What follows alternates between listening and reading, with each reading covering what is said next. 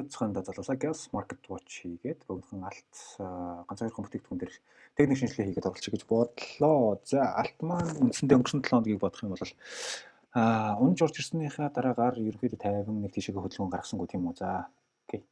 Иймэрхүү за хэдүүл арай л та. За энэ таазыг бол хардсан инэрчлээ явсан. За тэгээд энэ таазан дээр хэдүүлээ ярьжсэн тийм үү. За энэ доотлын энчи liquidation хамгаалтан дээрээс бас орж ирж шалгах бол ордрууд хамх болов гэсэн өнцгүүд бол гарч ирж ирсэн. За энийг аваад энэс дээшээгээ бол ахиж доошоо орж ирсэнгүү. За орж ирэхдээ нэлээд дээгүүр явах уу? Үйл ялэг дээгүүр. Ерөнхийдөө хажуугийн хөдөлгөөний чиг хандлагатай чиглэсэн байдалтай. За энэ дээр хэдүүлээ волюм дотоод үзье. За ерөнхийдөө тий хажуугийн чиг хандлага бол анзаарагдчих байна. За бүр ийшээгээ дотоод үзье тий.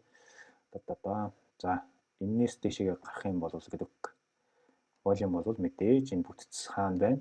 Тэрэн дээр волюм илүү цугларна. За ерөнхийдөө энэ доотлын уналтаас дээшээгээ эсрэгцэл авж байгаа байдал. За энэ чинээс liquidation хамгаалт нь орж ирж байгаа. Ахаад доороос 2 удаага өнгөрсөн 5 дахь болон өнгөрсөн 7 хоногудаар 2 удаа шалгаж ирээд дээшээгээ чиг хандлагатай дээшээгээ илүү арилжаалагдсан нөхцөл байдлыг аваад үзэх юм бол магадгүй маргааш нэгт өдрүүдийн арилжаанууд энэ дээшээгээ хийгдэх үргэлжлээд баг зэрэг дээшээгээ өсөх чиг хандлага руу бол орж явах шиг байна. Geopolitical асуудал бол нэг тийм сайнгүй байгаа шиг байна тийм үү. Франц нэмэлтээр нуклеар бомб юу гэдэг нэтэрэг за ерөнхийдөө дэлгэрэнгүй ярихаар юм төвхтэй болчиход байна. Хэдүүлээ нэг 7 хоногийн дундуур бас ярилцъя. Ерөнхийдөө бол geopolitical tension маш зах зээлийн хамгийн одоо нөлөөлөх volatile хөдөлгөөнд нь нөлөөлж байгаа мэдээнүүд бол болж байна. За тэгээд энэ хажуугийн хөдөлгөөн маань өөрөө эх 7 хоногоос за нэгтгэхийн хөдөлгөөнийг бол би энэ дээдлийн таазыг бол ямар ч сан энэ хүртлээр нэгт гэлтгүү зүгээр ерөнхий маркет нэгтсний дараагаар бол энэ хөдөлгөөн рүү бол шилжих магадлал өндөр байгаа болоо гэж харж байна.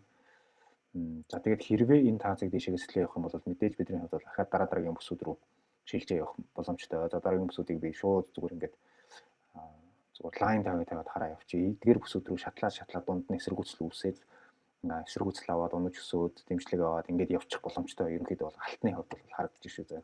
За ерөнхийдөө өнгөрсөн 7 хоногудаар яригдчихсэн дээдлийн таацсан дээр бол ирчээд унсан нь өөрөө маш сонирхолтой болсон. За нөгөө нөхөр Ираны одоо Supreme Leader-ыг дайралтаар elimination хийснээс болоод алт унсан гэж бол шинжээчд бол үзээд байгаа. Дэс дараалал дэшегээ өсөх үү яах вэ? Энэ дээр geopolitical асуудлууд эх 7 хоногудаар яаж нэмэгдэж явах уу гэдгээс хамаарад алтны өсөлт уналт ажиглагдаад явна. За харин саяны үүсгэж байгаа шал процесс дэмжлэг аваад байгаа энэ дэмжлэгийн бүсийг supporting бүсийг доошоо сэтгэлд ороод ирэх юм бол ахаад бас доошоо уналтын хөдөлгөөн рүү бас шилжиж орж ирэхийг үгүйсэхгүй. Тэр хэдүүлээ бас яах хэрэгтэй. Заавал нэг тийшээгээ дайм болж байгаа юм чи өсөн штэ, унаа штэ гэж бодож байгаа оронд энэ дундуур бас өсөлт уналтын дундуур 7 хоногийн дундуур арилжаа гэдэг интродей арилжаач зөндөө байгаад байгаа учраас энэ дотор за доотлын шалыг бол энэ за одоогор бол midline бол яг бидний барьж байгаа энэ дэмжлэг аваад байгаа бүсүүд байгаад шиг байна те. Энэ хоёрын хооронд энэ бүс энэ доотлын шал энэ өөрөө midline болоод ингээд хэрвээ дээшээгээ энэ чи авагдаад байгаа волюм өндөртэй хүчтэй одоо волюмтай арилжаалж байгаа бүтцийг одоо бүсийг дээшээ эслээ гараад ирэх бол дахин нэг дээшээгээ тэмүүлэх за энэ ханшаага ахиж нэг ирж шалгах нэг ийм дүр зураг бол анзаарахыг үгүйсэхгүй юм. За эсэргээрээ харин энэчнээс уналт орж ирэх юм бол энэчнээс ахаар энэ хоёрын хооронд энэ дундаа арилжаалагдаад явах иймэрхүү дүр зураглуудыг бол эх 7 хоногт ямар ч ихний ээлжинд гарах болоо гэдэг тал талын тамгууд бол гаргаж болж байна. Тэгээд нэгдэх хоёр дахь өдрүүдийн ярилцаануудаар хэдүүлээ илүү апдейттай эргээд уулзцгаая. За төгсгөлд нь нэг юм бас ярих мартсан байна. За энэ geopolitical асуудлууд хамгийн илүү үр нөлөөгөө өгөх гол сектор бүтээгдэхүүн бол газрын тосоо гэж өнгөрсөн 7 хоногт би ярьж ирснийг бол санаж байгаа бах. За газрын тос маань ерөнхийдөө нэлийн өсөө гараад ирсэн. За шинжээчдийн дүгнжээр харахад бол бүр за хэдүүл энэ дээр нэг хэд хэдэн юмнуудыг тэмдэглэж авсан байгаа шүү дээ. 80 хэд. За тэгээд цаашлаад 90, 95, 100 гэдэг ханшууд руу өсөх магадлалын талуудаар бол ярьж исэн.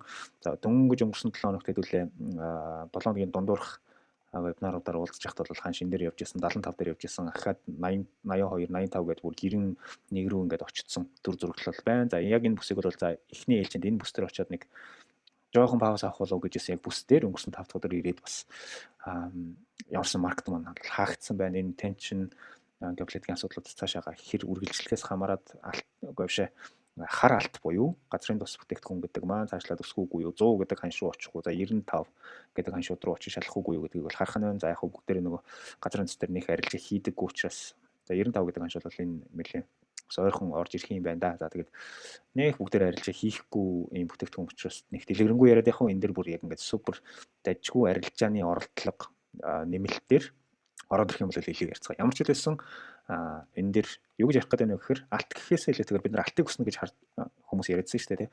Гэтэл нөгөө газрын тосон дээр илүү импакт нь үзүүлж байгаа иймэрхүү геополитикийн асуудалтай зах зээл байгаа шүү гэдгийг дахиад нэг эргээд харах хэрэгтэй. Алтан дээр хамаг анхаарлаа хандуулж ирсэн чинь газрын тос гэдэг бүтээгдэхүүн чинь өнгөрсөн за яг энэ асуудал үүснээс хойш 70-аас 69-өөс 91 гэдэг чинь үндсэндээ $22 байвал өссөн байгаа шүү. За хэрвээ газрын тосон дээр арилжаа огт хийдэггүй зан характерыг мэдэхгүй бол заавал оролцох гэдэг шаардлага байхгүй. Гэхдээ ерөнхий гол энэ мэдээний импакт газрын тосон дээрээ явж байна. За тэгээд манай YouTube сувгийг дагагч нар маань сүүлийн үед анзаарсан байх. Сүүлийн 7 хоногт MarketWatch YouTube дээр ороогүй.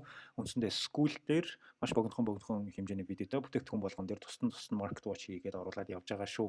Хэрвээ MarketWatch үзхийг хүсэх юм бол School руу ороод ирээрээ үнэгүй join-дод орж ирж байгаа шүү. Энэ видеонд линк нь байгаа шүү. Окей. School дээр уулзцгаая guys.